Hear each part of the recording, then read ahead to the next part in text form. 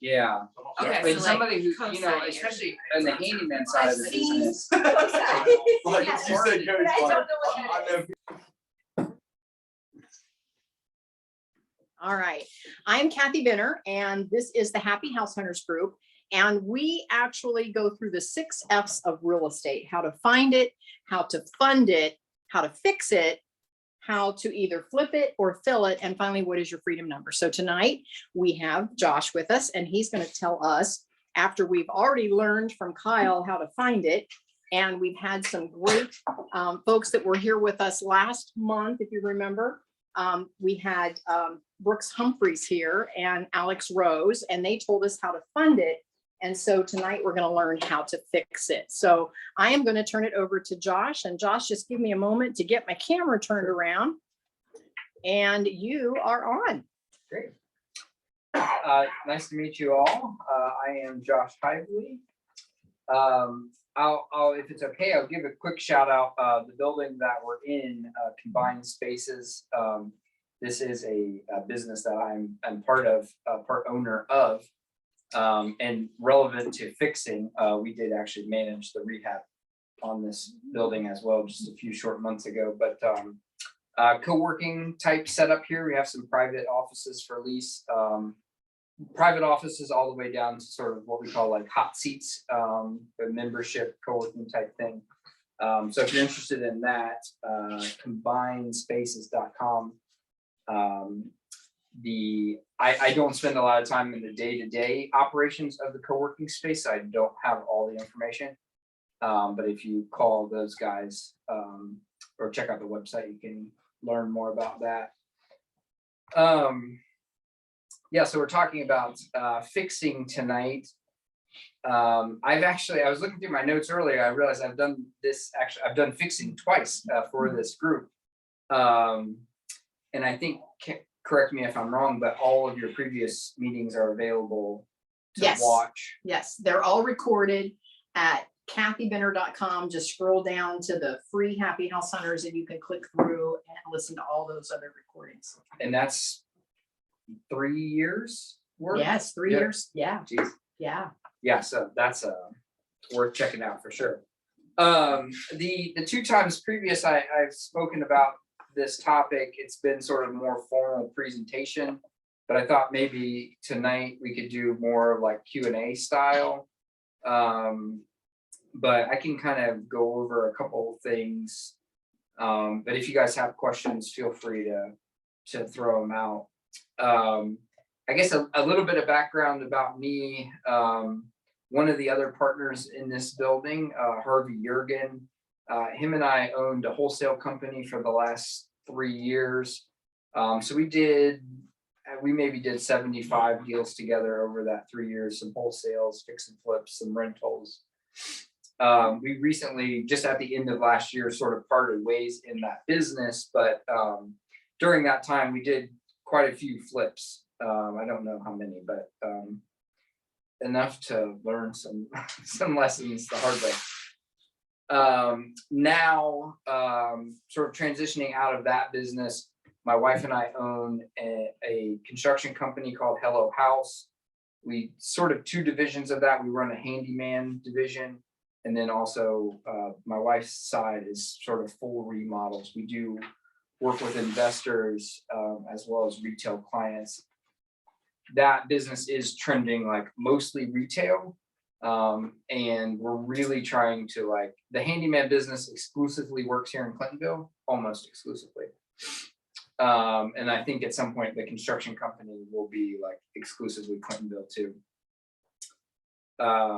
We've also really honed in geographically, even in building our portfolio and doing our own flips. Right now, we're really focused just in Clintonville. We live in Clintonville, and so we like everything to be very close. Last week, I had to go to campus to help somebody with a project, and it was like, why is this so far away? It's like 6 miles.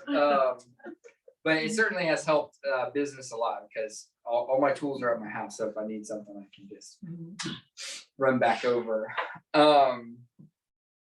Yeah, so I guess a couple things about fixing. I think the topic of fixing is interesting because when a lot of people think about doing renovations, I feel like there's an assumption that like you already own the property and like you're ready to like swing the hammer.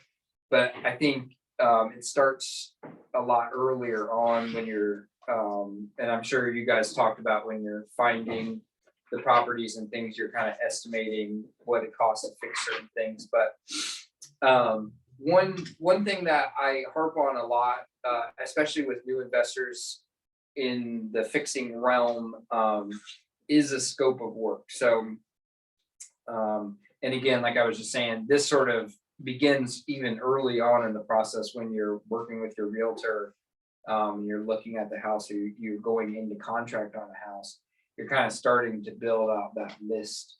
You know, in the beginning, it may be just high level things like, my wife and I walked a house yesterday, and just like walking up to it, you can see the roof is shot. So it's like, that's like love, you know, first level of my scope of work. Like, we need a roof, clearly, because that thing looks rough. But yeah, I think there's a lot of levels to the scope of work, and there's a lot of different variations. Some people include timelines in the scope of work. Some people also use that as their full budget. But I think one thing that we found is the best way to manage, to tightly manage a renovation project is starting from the very beginning with a extremely detailed list of all the things that you're going to be doing. And honestly, sometimes it's even like obnoxious, the level of detail, but we found that almost every time we start to find the level of detail annoying, and so we start to drop off, or like, oh, we don't need to mention that thing. Everybody knows you should like put a GFCI near the sink. As soon as it drops off your scope of work, you just wind up with a regular outlet next to the sink, and then you have to go back. And so I think, yeah, so scope of work is really important. What other, I think some other notes here on the scope. And if I have some of these documents that I'd be willing to share, if you guys want to connect with me afterwards, I can put some of these things together in an email. Also, if you email it over to me, You can share it. I can Yeah. share it with the recording. Okay.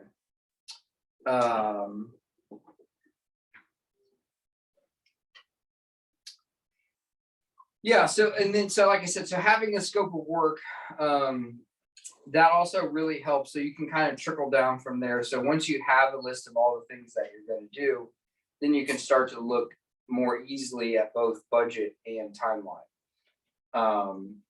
You know, if you have a scope of work and maybe you don't exactly know what all of these things are going to cost. Well, and which is the great thing about a scope of work too. You don't have to know how to fix things. You don't have to know how much they cost. You don't have to know who the person is that's going to repair them. But you just have to start with getting them on a list. So if you have, you know, you have a basement wall that's like clearly leaning in. Maybe you don't know how much that costs, but you can be pretty confident that you're going to want to fix it, so you can add it to the scope. So then as you're building a budget, now all you have to do is sort of take your scope of work and you just start going down the road.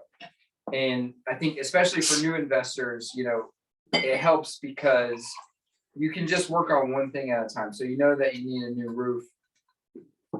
That can be your thing for the day. It's like, I'm just going to find somebody who knows something about roofs and get an estimate, or, you know, have three roofers go out and get me 3 estimates to replace a roof.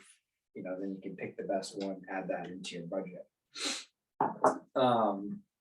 The other thing that's helpful there is building out a schedule. So one thing that's always troublesome for me in renovation projects is I'm very like hyper aware of these like proper sequence of events. And so like for instance, well, like you should, if you're gonna do drywall work, you should probably do drywall work before you paint. That's kind of a, you know, a silly one, but you know, some people wouldn't realize that if you hire a painter to come in your house and paint, and there's drywall work that maybe isn't finished, depending on the person, you may get somebody who's just going to go paint the house, and then you realize after the fact, oh, we forgot to patch these holes. Now you have to have the painter come back. And so once you have that good scope of work, you can kind of start organizing those. And again, people do it different ways. Some people have their scope of work organized like by weeks. So in week 1, we're going to tackle this, and this. You know, like demo is always going to be like day 1, demolition is like day 1 scope of work. So both of those, the budget and the schedule can kind of be built off of there. Any questions about scope of work?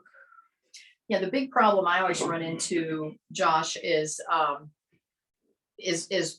got one guy, he does great work, but he is such a procrastinator. And I'm not sure if he takes on too many jobs and just doesn't get to me in time, or whether he just waits till the midnight hour before he gets started. But either way, I'm always sweating bullets that he's going to get across the finish line at the deadline. Yeah. Well, and that's probably, you know, that's, I guess, a scheduling thing. Fortunately, with our main crew, we don't necessarily have that problem, because those guys just, they really like to, I guess they really like to get paid. And they know when they're done, they get all their money. But yeah, so I guess there's a couple ways to sort of deal with that. One is having a good schedule. So it's kind of like I was saying on the scope of work. If we have a contractor who doesn't put a GFCI next to the kitchen sink, and it's in the scope of work, well, then we get to go back to them and we say, see here where it says do the thing, and you didn't do the thing, then it's an easy conversation to say that they realize they need to fix it because they just missed it. And so I think maybe in that case, if you have a really good schedule, then same thing, it makes that conversation when you're going to that contractor and you're having this conversation with them. Yeah, there's a chair up here. Oh, okay. When you don't feel like you're in the right timeline window, you can go to them and you can say, well, here we agreed on that, like inside of week 1, we were going to do these 5 things. We did 1, you know, then you can kind of have that conversation. Whereas the biggest problem that we've had is just when these things aren't written down, it makes having that conversation with anybody, it's really just pointing fingers, because they're like, I'm pretty sure I said that we were gonna do tile and you did carpet, and they're like, you never told me, and I'm like, yeah, I don't know. And they're like, take out the carpet and I'll just do tile, and then, you know, so now you're sort of eating that cost because you weren't clear about what you wanted. So do you have it when you do projects? Do you have like a detailed scope of work and schedule? Yeah, I do. I actually started giving this guy a deadline 2 weeks earlier. Yeah, that's a pro tip right there. Yeah, I just loaded the deadline 2 weeks earlier and said, this is your deadline. And he almost makes it. He almost makes it, yeah. No, and it works beautiful. That's Yeah. the point. He almost makes it. And Yeah, it's 5 days over, and everybody's fine. Yeah. Yeah, if he's 5 days over, he's 14 days early. So. Right. Right, and then Or that whatever. works. Yeah, 9 days. Yeah. Yeah, that's a good one. We've also done in the past, we have in our contract that there's a finish date, and beyond that there's a penalty. We've never used it. I don't even know what it is. I think it's like $150 a day deducted from what they're owed. We've never enforced it, but I can tell you, anytime people sign like our contract, they see it. I promise they see it, because they're like, what's up with this thing? And I'm like, it's just, we agreed on a timeline, like, and that again, like going back to having that conversation with folks, that's a great time where they read the contract and they say, well, I see there's this $150 penalty. Are you really going to enforce that? And it's like, well, do you think that our timeline is unrealistic? You know, we agreed on this date. Do you think that's realistic or not? And they say, well, yeah, we can do it. We might even be done sooner than that. And it's like, well, then we don't have to worry about it. So again, just kind of gives you that opportunity to have that conversation again. What's the biggest surprise you ever got on your scope of work that you weren't counting on and then discovered you had to do? Yeah, I was thinking about that earlier today, actually. What's that saying? Like the only constant is change. Almost never have we done a project where the initial scope of work, budget, or schedule were exactly the same as when we started. There probably has been some. I don't remember them. What's the biggest surprise? I mean, we've gone wildly over budget on projects. We've probably had projects that we've doubled budget, like we thought it was 50 or 60, we spent 100. Although that's an interesting point though, because early on, I think what was happening to us more was it was our inexperience to be able to estimate rehab costs. And so like we did $100,000 renovation one time in Reynoldsburg. It's the whole thing's a really crazy story, but we made $4,000. And it was like 7 months, 8 months, whatever it was. And so like that one, I think we initially estimated 60. And at the time that had been like the worst hoarder house we'd ever bought. We did just top it last week. But there's a video to come on that soon. But yeah, but I think when I look back, when we finished that project and when I look back, and I think I looked at it 6-9 months later, and I think really what happened was we were just wrong that we thought it was going to cost 60. It really was $100,000 renovation. We just thought it would be less, and it cost what it cost. And I found that a lot over time. Is like renovations cost what they cost. You'll see a lot of folks who say that they're doing renovations for really cheap.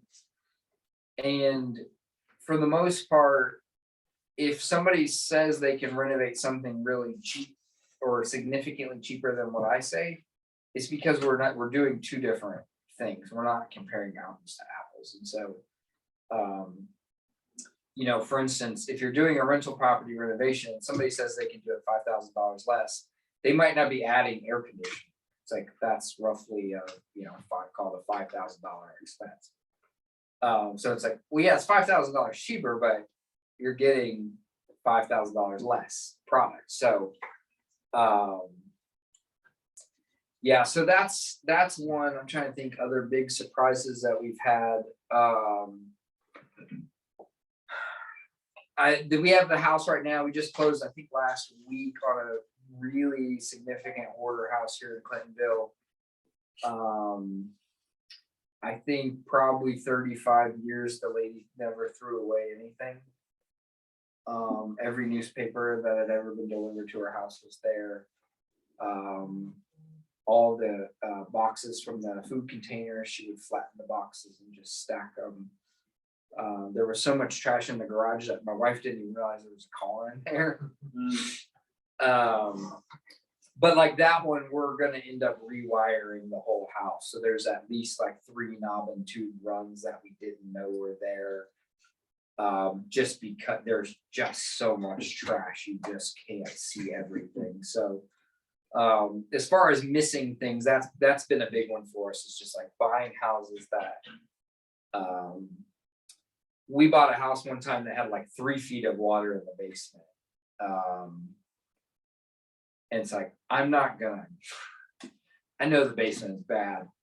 I'm not gonna wade my way back there, like, we're gonna take a chance. And that one we probably would have been in trouble on, but we did a wholesale on that particular deal, so we just trashed it out and relisted it. And Explain the wholesale for folks that don't know what that is. yeah, so wholetailing is a strategy. It's a combination of wholesale and retail. So when a lot of times what would happen is we would get a lead on a property, like a hoarder house, for instance, and we would buy it, trash it out, and then just list it on the MLS for more.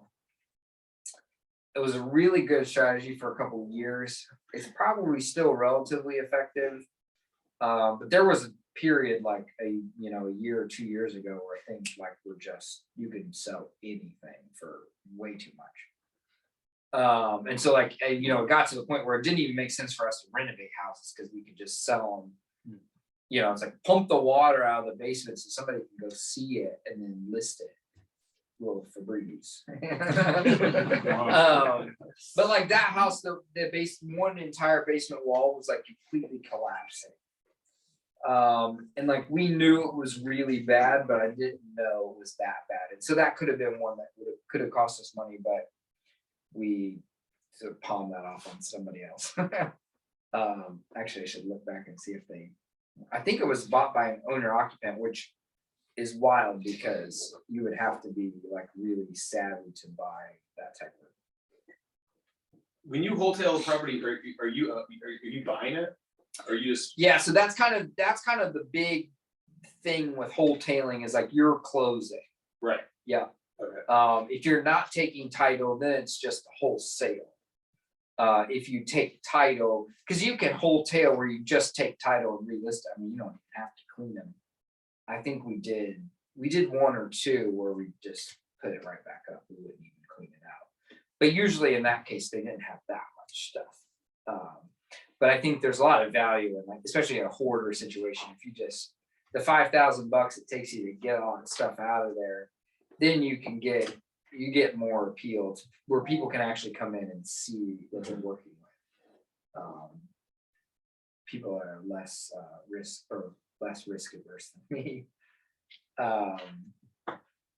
So yeah, those are some of the big surprises. But I think too, that stuff can all be mitigated because, I mean, honestly, at this point, we've bought enough houses that we've only bought like maybe one or two sight unseen, and it's not really recommended. But I can tell you, if you're going to buy a house sight unseen, just like go crazy with your rehab estimate because if I think it's going to take $50,000 to renovate a house, and based on the number that I'm buying the house for, I could put 80 into it. It's like, well, that's pretty conservative. Like if I was already planning on fixing everything, there's not much that could be like worse. You know what I mean? If you have a nice cushion. So,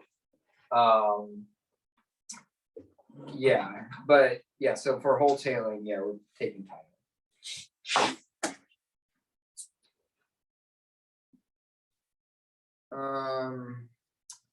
I guess kind of also to your point, Kathy,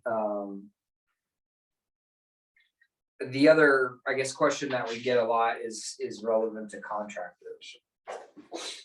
And we could do a whole meetup series on contractors, but I mean, the folks that you were talking about, that's your main crew, right?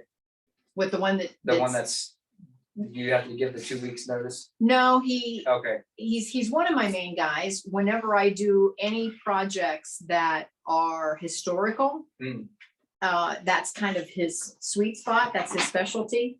So I oftentimes will get grant money to update a property that's in a historical part of some little city somewhere. I kind of learned my way around applying for the grants.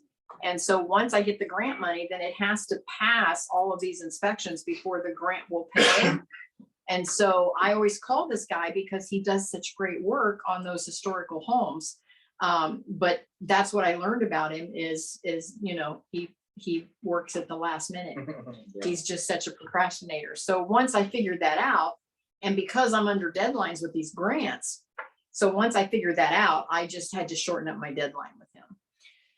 Yeah, and you know, the way that I think about contractors a lot of times is there's a spectrum, and it's like, you know, like as the price goes up for the contractor, this isn't always the case, but in theory, as the price goes up, you get more stuff from them. So if you want a contractor to be really fast, you could, if you pay somebody twice as much, they in theory will be faster because they're making more money, and you know, you're gonna say, hey, I'm paying you a lot of money, but we want to go fast. Versus somebody who you're not paying much money, they may be, if you're not paying them enough, then they're off on the side doing these other projects, trying to get some money, because they know they're not going to get paid from you for 2 weeks, so they spend 2 days working for somebody else or whatever it is. And then same thing too, the big question usually around contractors is the amount of involvement that's needed from the investor. And so that's sort of on that same sliding scale. It's like, the more you pay a contractor in theory, the less involvement's going to be required from you. So like we just went through this on the trash out that we did on this hoarder house the other day. We ended up paying $7,300, and that was getting all the trash out and then a moderate demo. So like we took out a bunch of ceilings, we did a full gut in the bathroom, full gut in the kitchen, and they did some stuff outside, like cut down some trees. And so I think that if I would have just put together a team on my own and been involved in that process, I probably could have done it for maybe $5,000. But at the time, to me, it wasn't worth the $2,300 extra to have to put the crew together. And then that would have involved me like actually moving the trash too. And that house is pretty nasty. So I was like, let's just pay the guys. And they had it done in 3 days, and it's like, it's great. And we stopped by like once every day.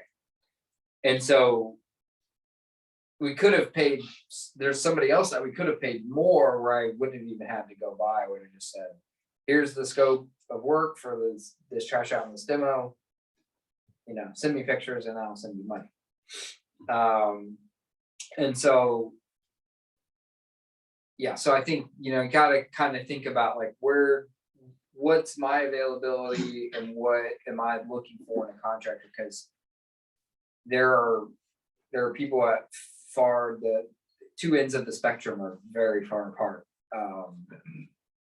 And you know, if you're, you know, I transitioned into full-time real estate investor, then we were able to slide down our cost of contractors because, or even like right now, my wife is our general contractor. So we no longer hire general contractors because we're full-time in construction. She's not licensed yet. We're working on that, but I call her a general contractor. She's more competent than many of the general contractors I know. But so like we no longer pay that sort of that markup on the renovations that we're doing because she's filling that role. Now it still costs us, but it's her time rather than our money.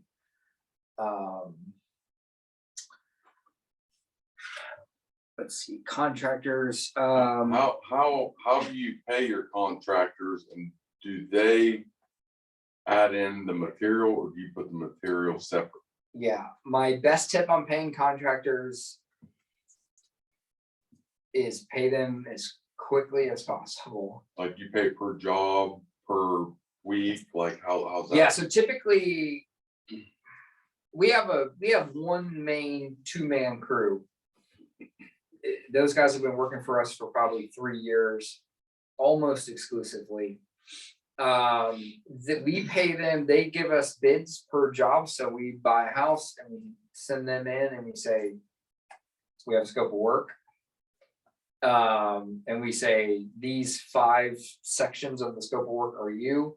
they don't do everything. So like we'll sub out, it depends on the level of renovation, but like they never do HVAC work. We have an HVAC guy, so they know like they're never bidding HVAC. If we're doing significant electrical plumbing, we'll sub that out too. Those guys can do minor electric, minor plumbing. But if we're gonna plumb a whole house, it's like, we'll just hire a plumber and they'll take care of it. But so for those guys, they'll just go in, they'll bid the entire job. And then typically what we do is we will break up, we'll take the total cost of the project and divide it by a conservative number of weeks that we think will be involved. And we pay them every Friday that portion. We usually knock that down a little bit. We like to keep it, even though these guys have worked for us for 3 years, we like to keep a chunk at the end. I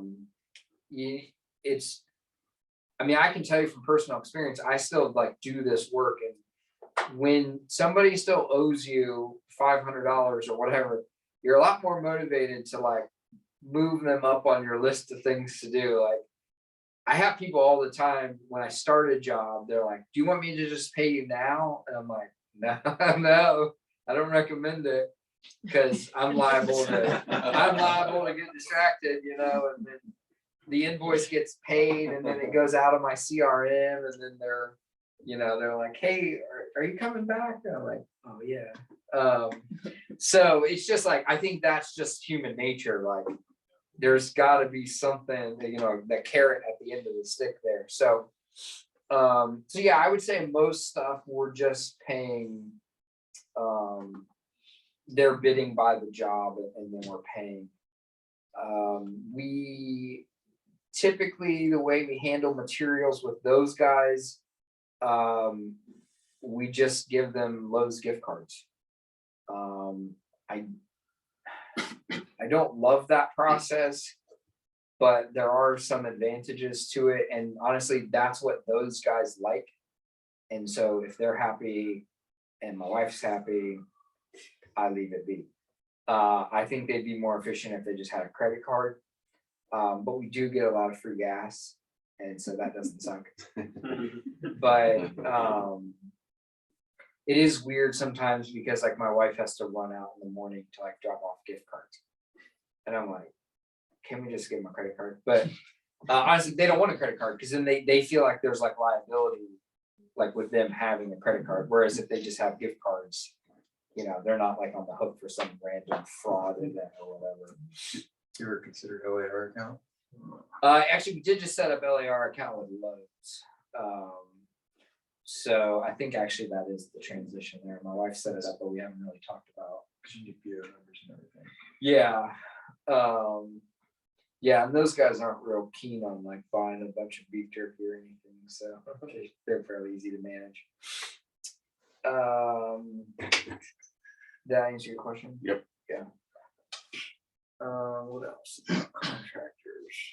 What's your top 2 red flags for contractors working with new ones? Good question. Look at what they drop. I don't know. Wait, what do you think? What would be a red flag of what they're driving? I mean, if it's speed up. Nice and loud so we can catch it on the recording. I'll just pay attention to what they drive. I mean, if they're driving a cargo van that's like dented and beat up, then their work is probably like that too. Probably messy, not prepared. They got a nice clean work truck, they clean cut people, and probably good work. Yeah, it's funny because I think that's a good point, and it's certainly worth considering. But personally, I kind of look at it the other way. But again, it's sort of on that sliding scale of like, yeah, the higher end contractor is probably going to have a higher end truck. But like when we do our trash out, well, our demo guy, actually, he has a pretty nice truck, but his guys, they're like lucky if their cars make it to the job site. It's like, sometimes we gotta go pick them up, but so I do think it depends. But also my instinct always is, whenever I see a contractor pull up in a big expensive truck, I think, yeah, they're probably too expensive for me. But I also personally drive a $600 car, so I'm working on getting something new. But A month or just period? I know I just paid $600. My kind of guy. Yeah. That's what we do. So, but I do think like in general, I think that's a good point of like, I mean, when you're meeting a contractor, a lot of this business is tough because it's really like judgmental. Like as soon as you meet the contractor, you're kind of just like judging them and feeling them out. So, yeah, so that could be some stuff. This one thing that we are able to do now that I said the biggest red flag for contractors now is realizing people don't know what they're talking about. Now that one's tough if you're a newer investor because you also don't really know. So like you're deferring to them. But like we have enough experience now. Like my wife has talked to several contractors and she's like, they are like clueless. And it's funny with my wife too, because the contractor always assumes that she is inexperienced. I was just gonna say something Yeah. about that. And she is very experienced on a lot of different levels. I mean, like she's running project management for another investor right now in a new build carriage house. Like, Can I just say she designed all of this, right? yeah, my wife She designed all my of wife this. designed and managed the renovations on this entire building. I mean, from like, yeah, I mean, the whole thing, like she picked out the wallpaper that's in the bathroom. So, and we did a fairly heavy lift here. I don't know, was anybody here in before we Mhm. bought this? Yeah, so it was a pretty heavy lift, but so yeah, so that's a good one where we say like, I met with a guy the other day about something and like he told us to tear down the garage. I was like, I'm not tearing down this garage. It's like it needs some work, but like I mean, right now to build like a standard 2-car garage is like $27,000. Like I'm gonna glue this bad boy back together before it's just a garage. Like it's not like the house. I mean, it's fine. We're gonna do a little work. We're not tearing it down. So it's like, well, that guy's out. He wants to tear down my garage. I need the guy who said, and actually the next guy we talked to, he's like, oh yeah, we'll just do this, that. And actually we did one of the garage walls was leaning out. And then we realized there was only, I forget what they call it, but the board that sort of spans across the top of the garage. There was only 2 and they were in the back. And I was like, oh yeah, the front wall is like leaning out. Like, but this guy's like, well, that's why your wall's moving. The boards are across the top. It was like, huh, you're the guy. Because the other guy was gonna tear it down. So yeah, I think that's a big one. One other thing that I think, especially starting out, is really helpful with contractors, get like multiple quotes. Because sometimes you just don't have any idea how much stuff costs. And we have seen like the most wildly different quotes. We just had some last week. We had a quote from an electrician, got 3 quotes, 8,000, 5,000, 3,500. The 8,000 guy, we told him that we got a quote for 35. He said he would do it for 5,000. And it's like, no thanks. Now I'm not saying always go with the cheapest one. That can also be a trap too. In this case, I think we are using the cheapest one, but for different reasons other than just price. He's the cheapest and has the best availability, so lucked out there. But so we see that a lot too. We've had contractors give us like $10,000 estimates, and then when we tell them we're going to go a different direction, they say they'll do it for 5,000. And like, to me, in my opinion, that to me feels like you were just like trying to steal $5,000 from me.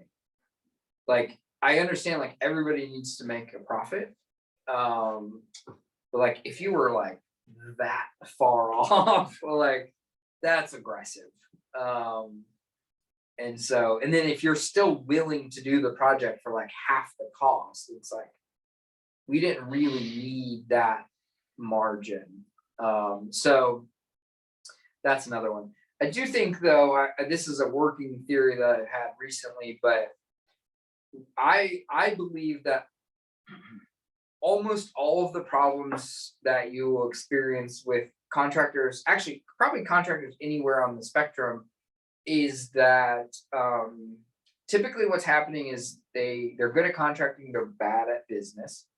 To find people that are good at both of those things is relatively uncommon.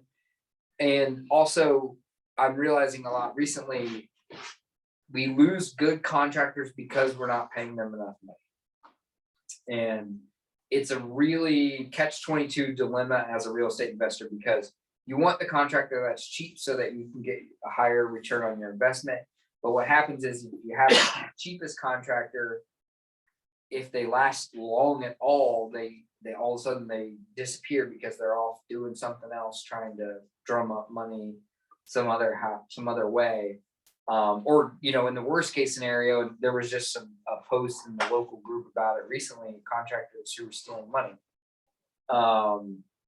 So, you know, they're so bad at managing their finances, they end up in this vicious cycle where they're just running around town, taking deposits from people and disappearing until they can go steal the next deposit. And really, a lot of that just stems from like basic personal finance of like realizing that, you know, it just costs a certain amount of money to like operate a business. And as a contractor, that's what you're doing. So,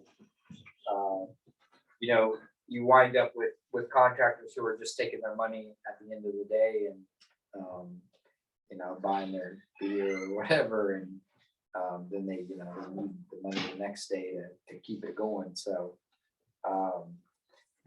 we've had contractors before that I have said, we insist on paying you more because I know deep down that you're not making a profit. They might think that they're making a profit because the price is above, you know, the unit that they're bringing to install or whatever. We did that with our HVAC guy. Our HVAC guy is great. We've been using him for 3 years. We offered to pay him more money because I was like, I feel like you're not making enough. And we felt like we were getting such a drastic savings of like, there's room here for us to like work together. And worst case scenario for me is that he closes up shop because he's not making enough money. You know, you learn later that he's X amount of money in debt or whatever, and then he closes up shop and works for some big HVAC company. It's like, now I have to find a new contractor. So I'd rather just pay him more and keep him around. So since you mentioned HVAC, is there a particular kind of equipment that you prefer to purchase or install? I have no idea, whatever the HVAC guy says. Yeah, we've got a really good HVAC guy and I really trust his opinion. Very rarely have we ever gotten into a situation where we needed to have a conversation about what goes in. We did here, actually, this building was pretty interesting from an HVAC perspective. Again, my wife was running the show here, so I don't know all the details, but we ended up adding like a whole second zone, a whole second unit for the upstairs. And we had some issues with like these two rooms here, didn't initially have like HVAC to them. And we wanted to make them like private conference rooms. So that's actually, you'll see the boxes on either side of the fireplace here. That's ductwork that feeds those rooms. So yeah, we did get into it like on this building, but typically it's, you know, it's a single family house. It needs the size unit that it needs. Our HVAC guy warranties his work. So if there's an issue with the units that he's putting in, he's going to have to be the one to deal with it. So I assume there are some units that are better than others in the long run, but I would assume in the short term, they're all probably. Yeah, that's a good point. You're mainly concerned about the short term, and sticking over the hump to the sale. Yeah, sort of unfortunately, but yeah, it's like, you know, I mean, we're just, yeah, we're not gonna buy the most expensive unit typically. But it also depends too. It depends on what you're renovating. My experience in renovations is, I would say I would say the lower end of the spectrum, Hilltop, Linden, South Linden, North Linden. The upper echelon for us is like Clintonville, like the house we're doing right now, ARV's 350. That's really the top for us. Like we haven't done, I don't know if we've actually ever even sold a house over 400. So now like I have a family member, for instance, that exclusively flips houses in like Upper Arlington and Grandview. I would imagine she's very particular about the units that are getting put in, the HVAC stuff, and they're putting in top of the line, same thing like with appliances, like the appliances you put in $1 million flip are different than the appliances you put in Linden. They just are. But in some of our rentals in North Linden, for instance, like people are over the moon about anything stainless. It really doesn't matter what brand it is. If it's stainless, they are so happy. Whereas if you're selling $1 million house in Arlington, like you should really consider like a Z-line stove and range hood and things like that. So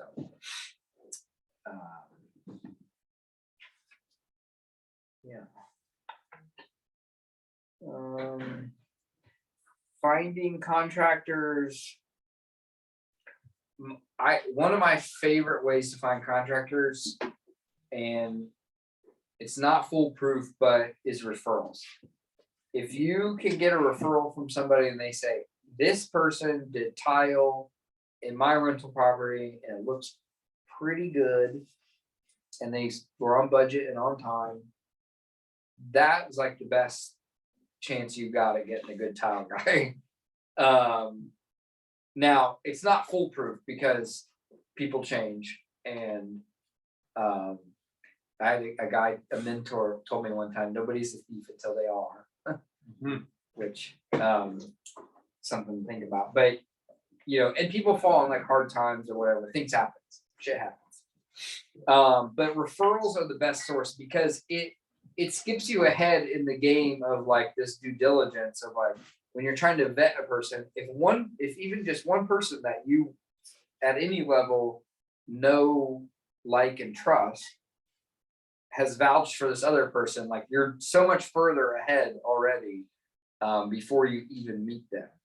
Whereas like for instance, I mean, the local Facebook group, the Cream, I don't know if everybody here is in the Cream. If not, you should check it out. It's a Facebook group, Columbus Real Estate Money. But if there's a contractor in there that's promoting themselves, I tread lightly, because anybody can promote themselves. And so whenever I go to the Cream all the time. Whenever we meet contractors, that's a great place to start. Just go in the Cream, go to the search bar, type in landscaping, and you're just going to see post after post after post of landscaping. But when I scroll down through there, what I like to look for is somebody that I already respect in the investor community. They say, hey, this is who I use for landscaping. And a lot of times what will happen is you'll see the same name over and over and over again. There's a couple in there right now. I'm trying to think. I just looked the other day, garage doors. There's like two guys actually. There's two guys who repeatedly garage door, these two guys over and over and over again. So I just told my wife, call this guy, call that guy. Everybody says this guy and that guy. So the odds of them coming and stealing our money are like pretty low, because for years they're just like over and over and over again referred in that public forum. Yeah, we did that with carpet. The carpet prints kept popping up. Yeah. So we called him and he's great. Yeah, and you're just like, boom, I got a carpet guy. Yeah. Yeah. I'm like, So I'll jump in and give the Happy House Hunters a little plug. We have a mastermind. It's $25 a month to join the mastermind, and we have a whole resource section. And not only do we put in our resource section who the actual contractor is, but we put who referred that contractor. So within our Happy House Hunters mastermind group, you can actually talk to the member that referred them, and you can say, how was your experience and how did it work out? And, you know, was he on time? And you can actually get a little more insight. And so whenever I need something that I don't normally need, the first place I go is to our own resource page. Yeah. And again, I mean, it's the same kind of thing. And that's such a huge resource to just say, like, there's a group of people that you at some level respect, and they've put together this list of people. And so you can just tap into that resource. The other one that's really popular that people talk about all the time, I've never actually done it, but it's like going to the big box stores, go to Lowe's at like 7 a.m. and just like, honestly, I've been spending a lot of time at Lowe's recently. There are contractors everywhere. Like, and so like, if you're looking for somebody, I mean, if you just go to Lowe's and, you know, and talk, if you're looking for, painters are like the easiest ones to spot. They got paint all over them. So just go find the guy that got paint all over him. And like, you know, and then you got a painter. They do specifically say though, you want to go early in the morning because you don't want the guy who's like showing up to work at like 11. Yeah. I think it depends though. Like if you're there like around lunchtime, like I think it's acceptable for a contractor to like run out to Lowe's at lunchtime. So I would say like you want to miss that like you know 9:30 to like 10:30, 11:30 window. But that's a good one. The other one that I have done in the past that I also think is actually probably more effective, I call it driving for contractors. If I'm doing a house in North Linden, I just drive around until I see somebody working on a house. The cool thing about driving for contractors is you can go into the house and, you know, if they let you, but if they got the door propped wide open and the music's blaring and they're in there working, you just pop in and say, hey, I'm trying to find a guy that does framing. And they're in there, you know, if you hear the nail gun, you know, they're framing. But the nice thing about that is you learn so much just by walking into that house. So if they're in there smoking cigarettes, I'm right back out. You know, or there's Bud Light cans rolling all over the place. It's like, sorry, wrong house. But you know, if they got like a relatively tidy job site and there's like a couple guys in there really getting after it, then that may be somebody that you want to work with. And we've had people in that instance before too say like, yeah, like let's go look at the job right now. And so like whoever's in charge is like tells the guys what to do, and then we run down the street and take a look at it. And then, so you get that sort of real-time feedback. But so I think that's a pretty good one. That obviously takes work though, like actually getting out and talking to people. The last one I would say on vetting contractors is references. If it's not a referral and you haven't been there in person, just get a couple references and actually call them. We've gotten a lot of references in the past and never called them. We have called some, but a lot of times we never even call them. I'm like, we should have called. But Does that mean you regretted not calling, or? it has happened where like, yeah, we really should have called that guy. That's kind of those references. But same thing, that's still not a foolproof thing because they could have done well on their last two jobs. And who knows, like maybe they recently started using drugs or something. And it's like, you're just catching them on the downhill. So like you're going to be the first one in line to get burned. So it can happen. But yeah, so that's some contractor stuff. I guess we're nearing 8 o'clock here. Are there other burning questions or? Lowe's, Home Depot, or Menards? Yeah. I'm a Menards guy, Yes. by the way. I'm uniquely I'm in close proximity to both Menards and Lowe's, so I spend most of my time there. Home Depot sells Milwaukee tools, so I go there for my tools. We just recently opened a pro account or an LAR account at Lowe's. That primarily is driven by that's our contractor's preference. And so whatever makes the contractor happy makes my wife happy. So we do that. I usually find Menards has got a better selection of things, I think, in stock. Yeah, sometimes I find myself thinking like, this is a weird thing I'm looking for. I'm going to Menards. I did, just this week, I needed some like these weird like spacers. I didn't even know they existed. Yeah. I went to Menards, right there, spacers. And I was like, that's exactly what I need. I don't know, maybe Home Depot and Lowe's has them too, but I bet on Menards and they were right. So, yeah, but I will also say though, for smaller stuff, don't forget about like your local hardware stores. I'm here in Clintonville.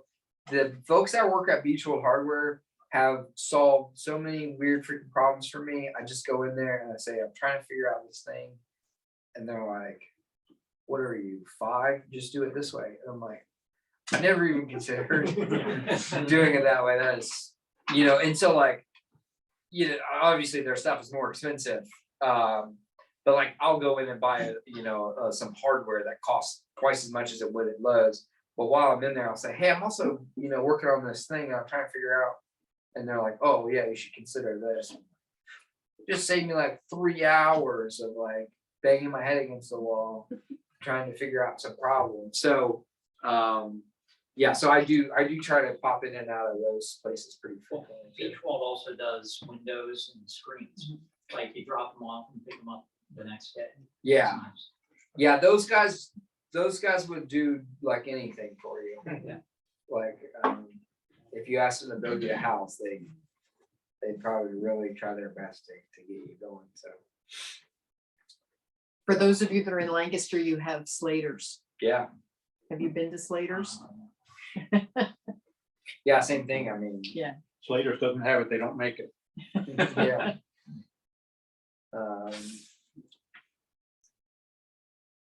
Any other questions? Josh, I've got a question. Yeah. You were talking earlier about, fixing and doing things in the right process, right order. You gotta patch your drywall before you paint it. Well, I recently bought my first fixer upper, and I know you gotta protect the outside of the house first, right? It needs gutters, it needs siding, it needs windows. My triage question is, where do I start? Do I put gutters on first, protect the foundation, and then I gotta rip them off, put on siding? Do I do siding first? I gotta rip that off, put on windows. I put on windows first, but no siding, they're gonna get wet. Do I start with one first, or do I wait till I can do all 3 at once? Yeah. Well, you're right.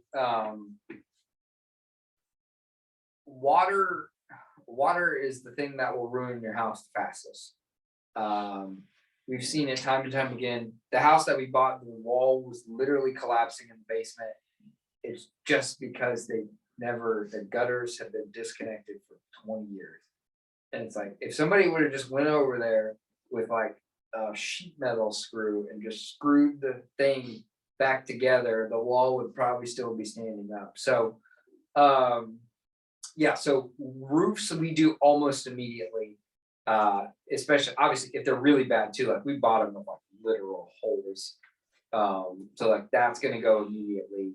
And then, yeah, gutters are important, but not so important that like if it's this week or 2 weeks from now, especially depending on the time of year. If it's the summertime and you don't put gutters on for 3 weeks, it's probably not the end of the world. So then in that case, you would want to make sure you're doing like, if you're doing like fascia or soffit work or whatever, you'd want to do that before you put your gutters on. That way you don't have to take them off. The other thing I think with sequence of events is it's whatever I think is the proper sequence of events is not always the right thing. It's just what I think. And so like siding and windows is a great one.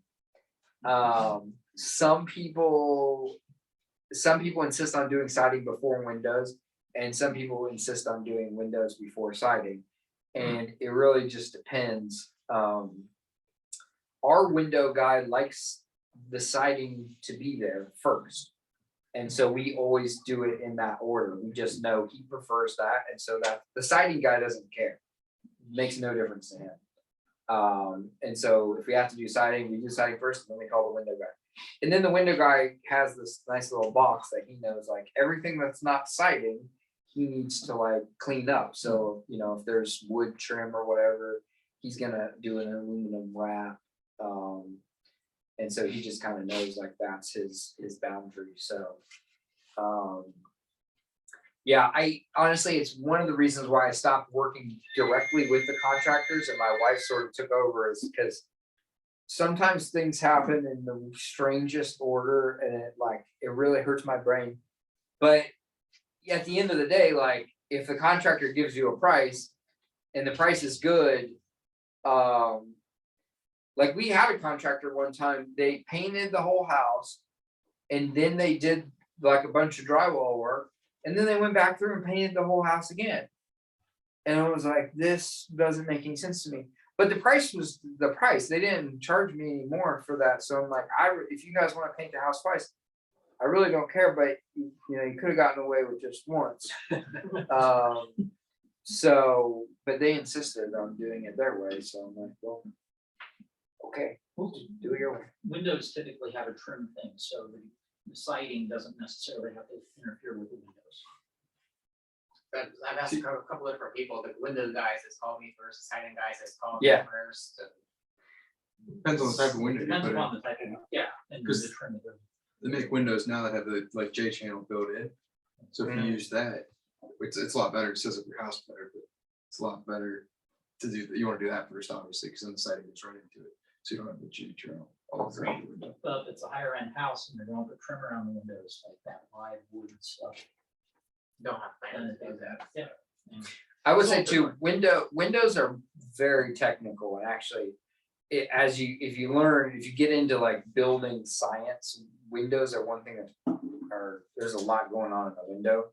So we are careful with window guys because a poorly installed window will cause long-term damage that you won't see for a long time. And a lot of the technicalities of installing a window is underneath what you're ever gonna see. You ever watch that show on HGTV, Homes Family Rescue? Watching one of those recently, and it was like that somebody had done something in the wrong order, and the guy was like, "Oh, are you 5 years old? You should have done this." Yeah, I yeah. better ask this question. Yeah. So that's kind of why I do professionally is building science type stuff. Yeah. Envelope, that kind of stuff, because I used to run a roofing company and an HVAC company and all this stuff. And I end up just doing consulting now, but as well as investing. But yeah, that's it. And the funny thing is there's a multi-million-dollar project up in Dublin that's going to be torn apart, all the exterior stuff, because they didn't put it together in the right order. And I went through there and said, no, this is never going to work. And they said, that's what the plans are. We have to get it done. And they're going to spend about $1.5 million redoing the exterior. That's my on the fear. This is inside my of this first building. fixer upper, and I don't want to do something in the wrong order. I'm getting a lot of mixed signals. Listen to the guys who do the windows, like what he said, the windows are very technical. They're the guys who most been working. Listen to those guys first. But do the Yeah. roof first. yeah, do the roof first. Yeah. Always do the roof The first. inspection show the roof is fine. I just gotta do everything else. The other thing just to think about there though is you have to realize like there's that sliding scale. So like sounds like you were sort of acting as a general contractor. It's my first time practicing what I preach, so yeah. Yeah, well, but that's fine. I think that's great. But you do have to realize like, okay, if I'm acting as a general contractor, then I'm gonna have to go and do the research. Like now my wife is acting as our general contractor. And so like when we hire an electrician, we need to know what the electrician is doing to make sure like it's right. And that's just like, that is the role of general contractor, like knowing that all these people are doing the things that they're supposed to be doing. And so if you're not paying somebody to be in that role, then and you're doing the right stuff, you're asking the questions, but it's just like, yeah, you're gonna have to figure out like, what is the sequence of events? Yeah, yeah, yeah. Finally, an advantage of being 75 years old. You don't have to worry about it lasting that long. The last thing I'll say about contractors that I think is really important, hire slow, fire fast. If you get into trouble with a contractor, I've never heard a story where they said the contractor was just having a rough time and they really turned around and they really were an excellent person for years to come. It never happens. Maybe it happens sometime. I never heard about it. If you start running into issues with contractors, if there's delays, if they're over budget, if they're not doing things right, just get them out of there. You might be totally stop work for 2 weeks while you find somebody new, but it never gets better. So I have a question around that, if you don't mind. Yeah. If you have to fire a contractor, and this goes along with like the pay schedule, but if you have to fire a contractor and you've paid them, let's say you paid them 30% upfront, materials included. But I don't, at what point, like, what are the risks involved for us firing and not getting regular invoices and things like that to track where the billing is lining up with the work?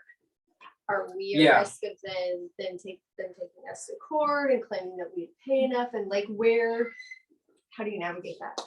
Well, that all again sort of stems back to a scope of work. So if you have a good scope of work and you have a good contract, then it should be pretty clear, like these things are done and they were worth a certain amount of money and that's been paid. So in an ideal world, everything's sort of line itemed out. What if they did the work, but it's total crap? Like paint peeling off, stuff falling apart, like it is. Yeah, I mean, Is yeah, that like if they get a lawyer. complete like 60% of it, like they're not It's technically tough. liable, like if they complete hardly any of it really, it's kind of hard to like go back. Like, I mean, you kind of have to pay and move on. yeah, I mean, I think like if you don't believe that the work is to the standard that you sort of agreed upon, then personally, I don't think you owe them anything. But they're gonna think the opposite, obviously. Yeah. And I mean, the risk really is money, like, and so, when you're paying contractors, I think the goal in an ideal world, the contractor has not done more work than what they've been paid for. And you as the investor have not paid for more work than has been done. And so it's almost impossible though to maintain that level all the way through a project. And so usually it sort of ebbs and flows. So like our contractor, I mean, at this point for us, we never are paid ahead of work that's been done. So our guys go in and they work for a week and they get paid for it. And then if someone says they're unhappy with the work and they don't want to pay you that remaining $1,000 or whatever, I guess on your end, then from being. Well, in Ohio, there's still mechanics liens, and it's gonna be a matter of Yeah. whether or not Yeah. it's worth going to court for. And Mhm. frankly, whether it's worth going to court on the part of the contractor, he may just move on too, Yeah. and then just a judgment call. Yeah, I've had an experience before. You said, pay me the remaining costs of the materials, and I did, which was far less than the original contract. And Yeah, so If- sometimes said you can goodbye. just say, yeah, why don't I just, like, look, all this work is garbage. If I give you 2,000 of the $5,000, will you go go away? away. Yeah, and they're like, yeah, I got more work to do anyway, so you're like, cool. Right. If you do that though, make sure to have them sign Yeah, a Yeah. release Yeah. that releases, that a says. that lien they- waiver release. Exactly. Yeah. A lien So they waiver cannot release, put so a they cannot- mechanics lien on your house. Mhm. And don't make them sign it before you give them the check.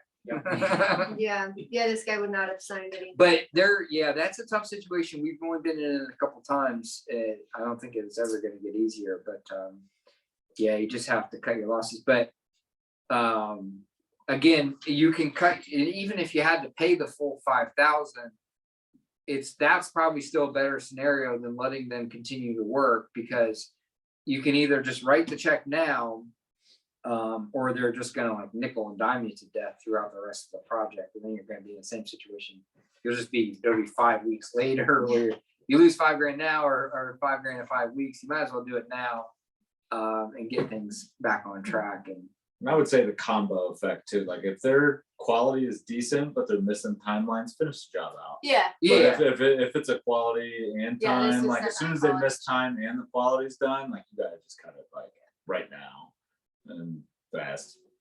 And remember that your stress and aggravation and delays and all that has got, you can even apply a monetary value to it if you want to as well. Mhm. So as you start to feel that extra stress and pissed offness and things are, Is that a word? take Yeah, that it is now.